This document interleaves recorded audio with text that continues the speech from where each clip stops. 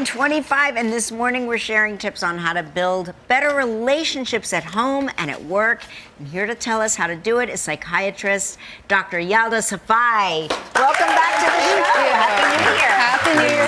Thanks for having me. Okay, so we're talking about our interpersonal relationships, whether it's at home or at work, and the impact it has on our mental health. Why is that so important? Well, guys, we're social creatures. In order to thrive both mentally and physically, we need good relationships in our lives. It's as important as air and water.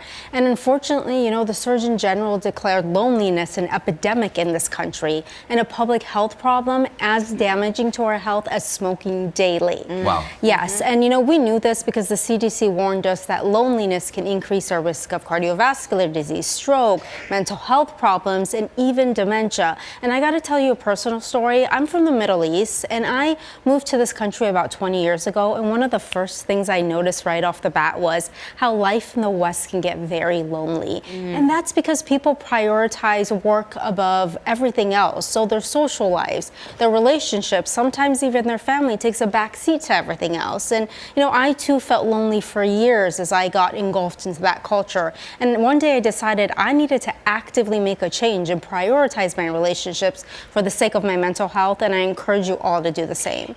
In other countries, people do congregate. They get together, they gather. There are gathering places for people, and it's very hard to find. You have to really go out of your way to make that happen, I think, in the States. Yes, true, when people prioritize that work above everything else. What are some ways to build those relationships, better relationships? Okay, remember, it's about the quality of your relationships, not the quantity. The feeling of loneliness is more tied into the quality of your relationships rather than how many friends you have. So it's always better to have a few close friends rather than a bunch of acquaintances. So I think this year, focus on the relationships you already have in your life and try to cater to them and foster them and strengthen them. And put more time into them? Exactly, guys. You have to make the time. You can't expect your relationships to keep thriving and going strong if you're not actively carving time out of your schedule to tend to your relationships. You know, as we get older because of life obligations, this gets hard, so it has to be intentional. And this is something I like to do and customize as you see fit.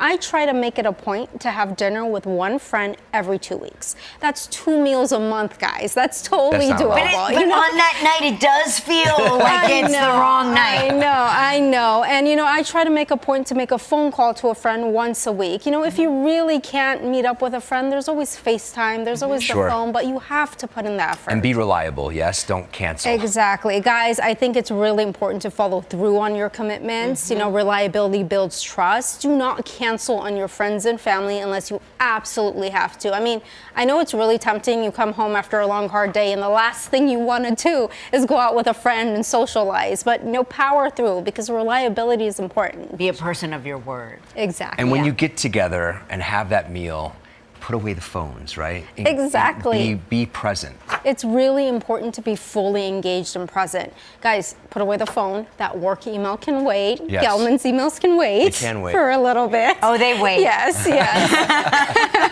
Try to listen more rather than to wait your time to speak. And, you know, with your body language, show that you're engaged. Nod, make eye contact, or ask questions so the other person feels like you're genuinely interested in them. So it's really important to be present. And how do you get like younger people to put their phones away? Oh, this is difficult. It has to be intentional. Yeah. This is very much a problem. You're here and you want to give your full focus to that person in front of you. So what's the point in showing up if you're going to be on your phone all day? That's right.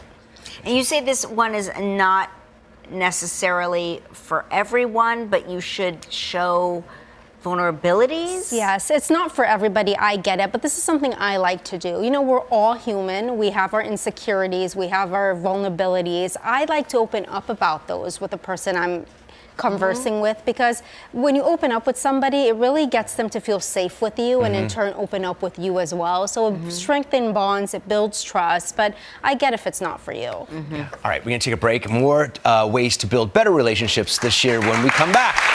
We're back with Dr. Safai, what are some other tips that can help better maintain relationships? Sure. First of all, keep in mind that we're all different, so try to respect each other's differences. Believe it or not, differences can be beautiful. You can learn something from somebody else. So listen to understand instead of judge, and don't even try to change anybody because it's not going to work. Yeah, guys. What's something that we do is really simple but impactful? So I think giving gratitude to the people in your life, thanking them for their support, for their kindness, for their presence goes a long way. And it can be something as simple as just sending a thank you text message or a handwritten note, just expressing that you care for them and you're thankful that they're in your life. So I think it goes a long way. Yeah, it does. And what's like one final tip? Like, what's a good final tip? Sure. Guys, conflict will happen with your friends. It's inevitable. Don't try to avoid it. Instead, embrace it, address it respectfully. Always think it's you two against the issue rather than you versus them. Good point. Yes, and please don't forget, if you're in the wrong, you need to apologize, Yes. okay? Yeah, that's And a good I one. have always bad at apology. Everybody is, Yes, yeah.